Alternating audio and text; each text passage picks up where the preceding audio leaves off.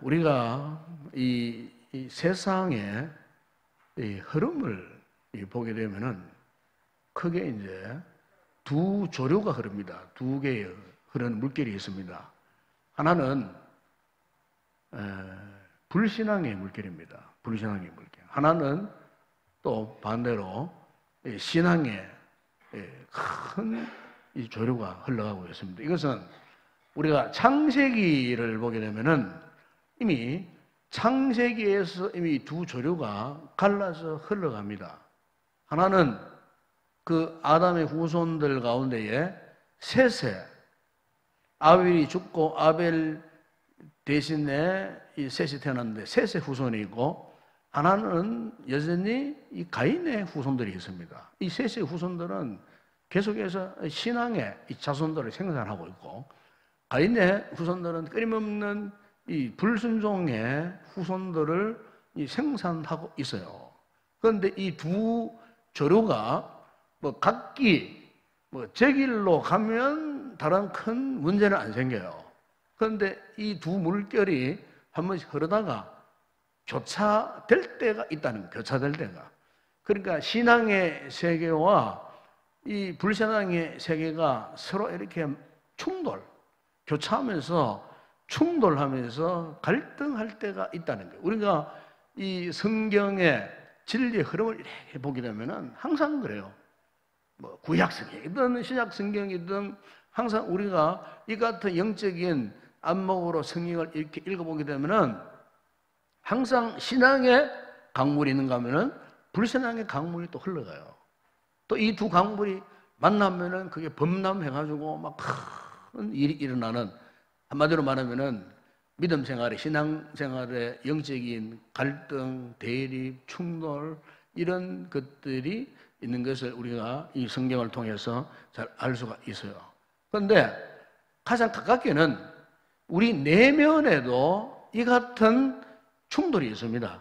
우리 내면에도 이렇게 불신앙의 이런 자아가 있는가 하면은 신앙에 또 자아가 있어요. 이것을 이제 가장 잘 표현했던 사람이 바로 신약 성경의 이 사도 바울이잖아요. 사도 바울. 사도 바울이 일찍이 로마서 7장 19절에서 이런 고백을 했습니다. 내가 원하는 바 선은 행하지 않냐고 도리어 원하지 않냐는 악을 행하는도다. 그 사도 바울, 그 복음의 능력으로 충만했던 사도 바울의 그 내면 속에도 가만히 보니까 이 선을 좋아하는 자아가 있는가 하면은 때로는 악을 또 이렇게 따라가는 이 자아가 있어갖고 이 두 자아가 항상 이렇게 충돌을 했다. 그래서 그가 고백하기를 나는 정말 곤고한 사람이로다. 이 곤고한 사람이라고 하는 무슨 말이냐면은 이 두 자아가 이렇게 충돌을 할 때 막 고통스럽다는 거예요. 그 어떤 분들은 이 신앙을 한마디로 이렇게 정의를 합니다. 신앙이 뭐냐? 신앙생활은 끊임없는 갈등의 연속이다. 그래서 끊임없는 갈등의 연속이에요. 끊임없는 갈등의 연속이 신앙이라는 거예요. 그러면은 끊임없는 이 갈등이 있는 것이 우리 신앙생활이라면은 우리가 그럼 어떻게 이 갈등을 극복할 수 있는가? 갈등을 뛰어넘을 수 있는가? 그 갈등을 뛰어넘을 수 있는 힘은요, 우리 자신에게는 없어요. 죄를 좋아하고 악을 사모하는 우리 유격을 갖고 있는 우리 인간에게는 이 두 갈등을 이겨낼 수 있는 그런 힘이 없어요. 우리 힘으로는 우리가 아무리 뭐 경건된 삶을 살고 뭐 고행, 수행하는 삶을 산다 하더라도 절대로 우리 힘으로는 이 갈등을 이겨낼 방법이 없어요. 유일하게 딱 하나의 방법이 있어요. 그게 뭐냐면은 하나님의 법에 사로잡히는 겁니다. 아멘? 성령의 은혜에 사로잡히는 거예요. 성령과 하나님의 말씀의 은혜에 사로잡히는 거예요. 이거 외에는 다른 방법이 없어요. 그래서 이 사도 바울도 로마 7장 그 후반부에 쭉 보게 되면은 그가 이런 이야기를 합니다. 내 지체 속에 다른 법이 내 마음의 법과 싸워 내 지체 속에 있는 죄의 법으로 나를 사로잡아 오는도다 하면서 거기에 25절에 보면 이런 이야기합니다. 로마 7장 25절에 우리 주 예수 그리스도로 말미암아 하나님께 감사하리로다. 그런즉 내 자신의 마음으로는 하나님의 법을, 하나님의 법이 나오면 하나님의 법, 죄의 법을 이길 수 있는 유일한 근거는 하나님의 법이에요. 하나님의 법에 사로잡혀야 돼요. 그래서 사도 바울이 하나님의 이 법에 사로잡히는 이 비결 방법을 너희는 성령의 충만을 받아라. 에베소 5장 18절 보면 그렇게 말씀합니다. 성령의 충만을 받아라. 하나님의 이 거룩한 영의 지배를 받아라. 그 말이에요. 지배를 받아라. 우리 자아의 지배를 받고서는 이 두 신앙과 불신앙의 이 갈등에서 벗어날 수 없어요. 그러나 하나님의 성령의 지배를 받게 되면, 하나님의 은혜의 지배를 받게 되면, 말씀의 지배를 받게 되면 능히 이 두 자아를 극복하고 우리가 가야 할 길, 순종의 길, 신앙의 그 길을 갈 수가 있다는 거예요. 오늘 여러분 본문에 보면은 지난 시간도 말씀 구성했습니다만은 지난 시간에 제가 다윗이 아굴람 그 굴로 도망쳤을 때에 그를 지지하고 따르는 400명의 그 백성들과 어떻게 그 아굴람 이 굴에서 공동체를 이루었는가에 대한 말씀을 제가 한 적이 있어요. 아마 다윗에 처한 그 상황은 우리가 그냥 성경을 이렇게 읽으면 아이고 다윗이 뭐 이렇게 도망쳐가지고 아굴람 굴 속에 이렇게 피해 있구나 이 정도만 알 수 있지만 실제 한번 생각해 보세요. 실제로 오늘 본문에도 나옵니다만은 이 아히멜렉 제사장이 이 다윗을 막 정죄하고 다윗을 이 사울이 시대했을 때에 어떻게 왕께서 다윗을 그렇게 미워하시느냐고, 다윗이 얼마나 충성된 그런 신하냐고. 더군다나 그 다윗은 당신의 사위 아닙니까? 당신의 군대 장관, 호위 장관 아닙니까? 그 신신하다 어찌하여 그렇게 미워하느냐고 할 정도로 참 다윗은 어떻게 보면 굉장히 참 억울한 인생이었어요. 아무런 죄도 없었어요. 그런데 일방적으로 그냥 이 사울이 다윗을 미워하는 거예요. 이게 뭐냐면은 이게 여러분 순종의 삶과 이 불순종의 삶, 신앙의 삶과 불신앙의 삶은요, 이는 더 일치가 될 수 없어요. 일치가 되지 안 돼요. 왜? 이거는 영적인 상황이기 때문에 그래요. 영적인 상황이기 때문에 이거는 서로 뭐 좋게 타협해가지고 그냥 이렇게 서로 될 수가 없어요. 될 수가 없어요. 한 사람은 타락해가지고 처음에는 신앙의 사람이 좀 타락해가지고 불신앙의 사람이 되든지, 아니 불신앙이 정말로 정적으로 회개해가지고 신앙의 사람이 되든지, 이 양상안에 이런 극단적인 변화가 없고서는 이 두 길이 일치가 되는 법이 없어요. 그리고 우리가 이 사무엘상 이 상에서 지금 사울의 행적이나 다윗 행적을 보세요. 보면은 이 사울이 아주 집요하게 다윗을 쫓아옵니다. 왜? 해방하기 위해서. 그에 가는 신앙의 길을 해방하기 위해서. 하나님의 거룩한 종으로 세움받는 것, 이 사울이 시기하고 질투합니다. 끝까지 쫓아옵니다.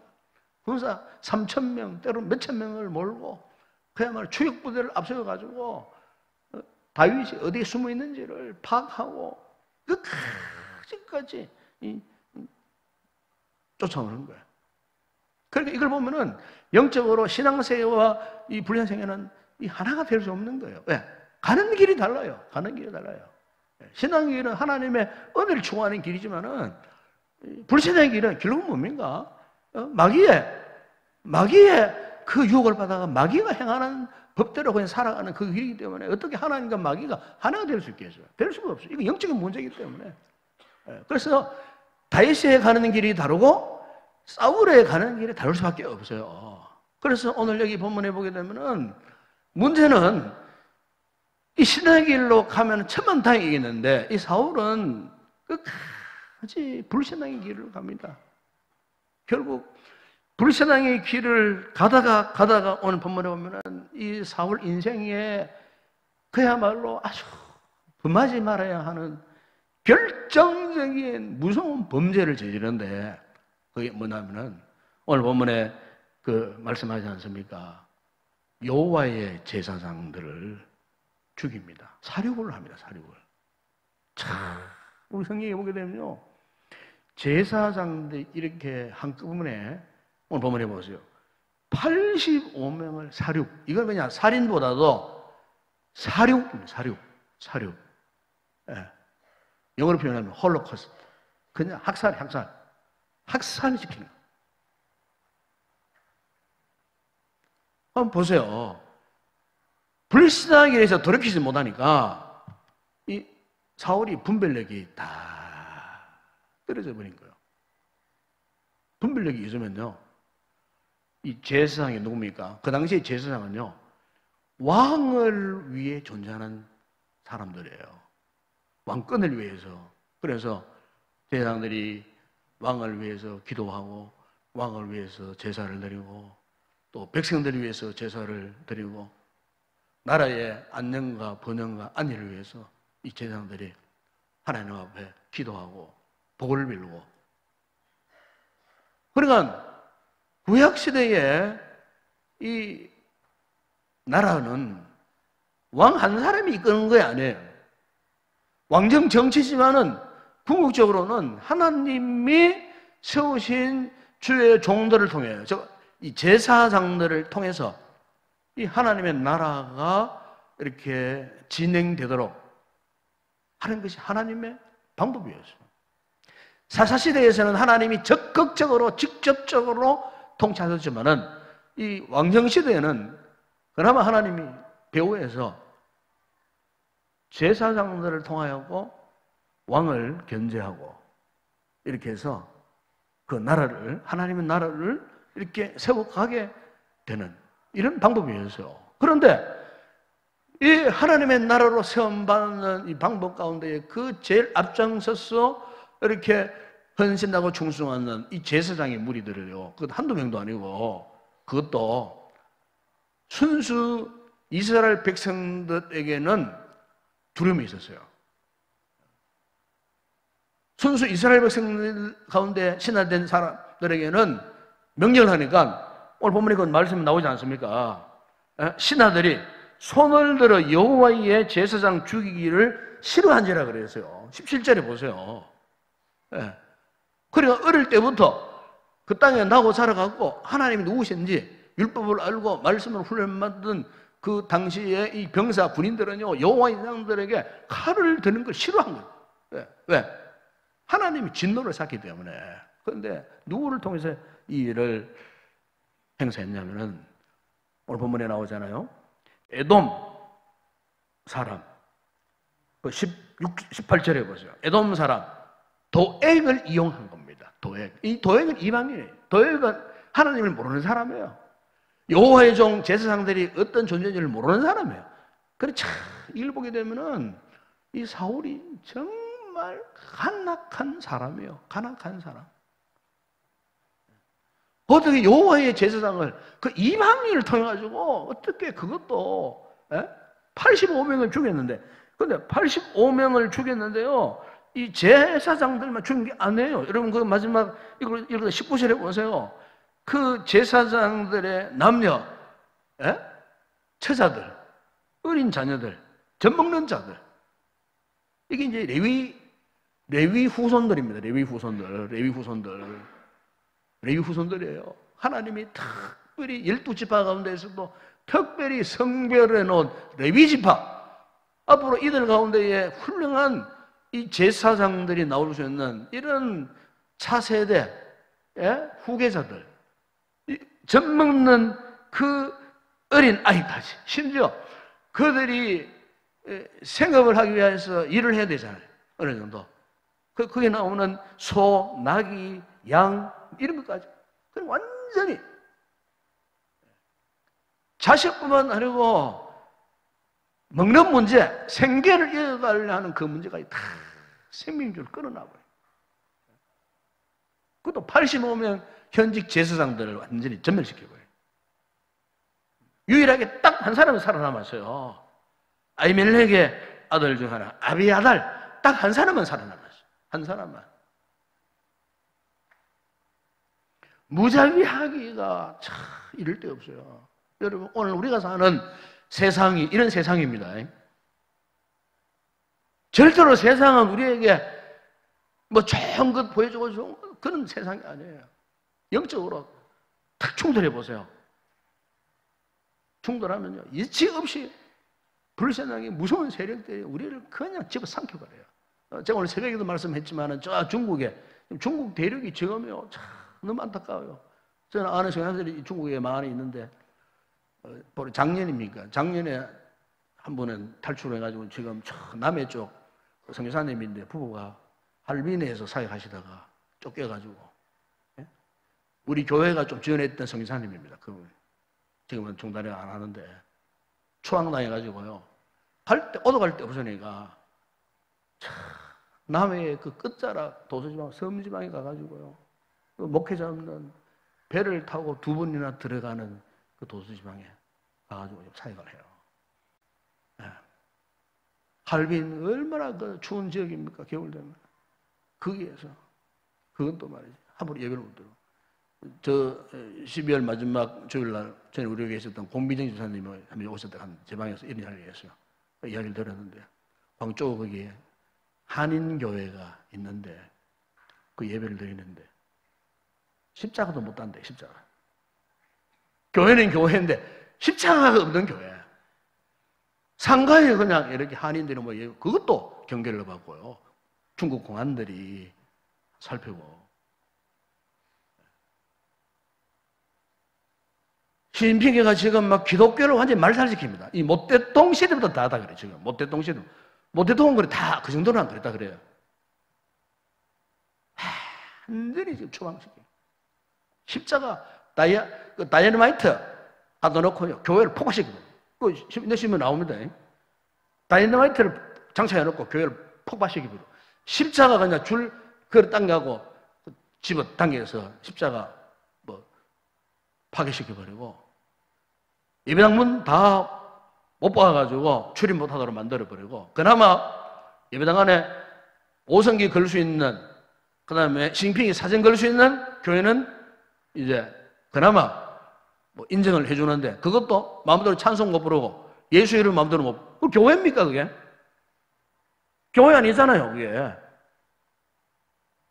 참 여러분 이 악의 세력이 이 사탄의 이 세력이 무시무시한 겁니다. 예?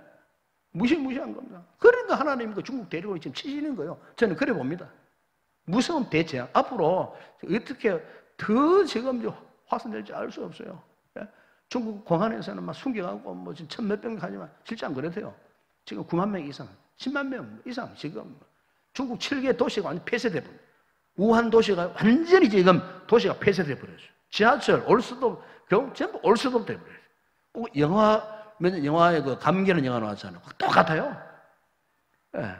무시무시하게 말이에요. 그래갖고 단 한 달 만에 뭐 병상 1000개 만들 병원을 만들고 막 포크레인 막 100, 200대를 갖다 놔고 막 땅 파고 지금 막 이렇게 모든 환자들 거기다 격리시켜버려요. 예. 지금 감당을 못 한다요. 감당을 못 한다. 지금 뭐 프랑스, 영국, 호주, 미국은 말 것도 없고 말레이시아, 동남아권에 우리나라도 지금 발생했잖아요. 한 사람 확진한 환자가 69명 맞는다는데 지금 정부에서 사실 69명 어떻게 다 찾아가가지고 할 수 있겠어요? 지금 잠복기에 발병해 보세요. 2015년도에 메르스 사태 이상으로 지금 전 세계가 지금 위기 속에 있어요. 위기 속에.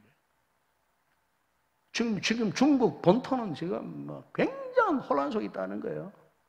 그 저널 이야기 들어보고 감당을 못 한다는 거죠. 그런데 중국 관광객들이 지금 우리나라에 지금 뭐 2월 말까지만 한 3,000명 올 예정이라고 하는데, 우리나라는 이 경제 문제 때문에 이 정부가 지금 경제를 제대로 하려면 그 관광객을 거부해야 되는데 그걸 다 받아준다 그러고 있고, 일부에서는 막 지금만 반대하고 있고, 이게 지금 이 보통 문제가 아니에요.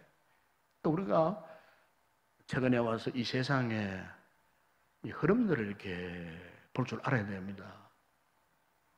악의 세력이 과거 어느 때보다도 우리가 생각하지 못하는 그 방법을 통해 갖고요. 어쨌든 이 교회를 잔멸하려고 하는, 우리 믿는 자들을 잔멸하려고 하는 이 같은 마지막 시대입니다. 마지막 시대. 이 주님 오실 날 멀지 않았어요. 이 마지막 시대에. 예? 여차히 하면은 뭐 전 세계가 지금 어떻게 지금 무슨 어떤 전쟁의 폭풍 속에 휘말릴지 모르는 이런 참 극박하게 돌아가 이런 시대에 놓여 있는데, 오늘 본문에 여러분 그 원인은 마치 다윗과 그리고 사울이 충돌하고 일어났던 신앙의 세계와 불신앙의 이 세계가 갈등하고 대립하고 충돌하는 것 똑같이 오늘날의 우리의 시대 속에도 다윗의 강물이 있으면 사울의 강물이 함께 흘러가는 거예요. 오늘 우리가 이런 복잡 미묘한 이런 시대에 우리가 살 때 성도는 무엇보다 깨어 근신해야 할 줄로 믿습니다. 우리의 그 가는 길, 바른 길을 가야 되지 않겠습니까? 바른 길을 가야 되지 않겠습니까? 진리의 길을 가야 되지 않겠습니까? 십자가의 길을. 이를 대해서로 우리가 복음의 절대 능력을 믿고 교회가 해야 할 귀한 이 사명. 그래서 신앙의 길을 능히 걸어가서 승리하는 우리 모든 성도들이 되어야 할 줄로 믿습니다. 기도하겠습니다.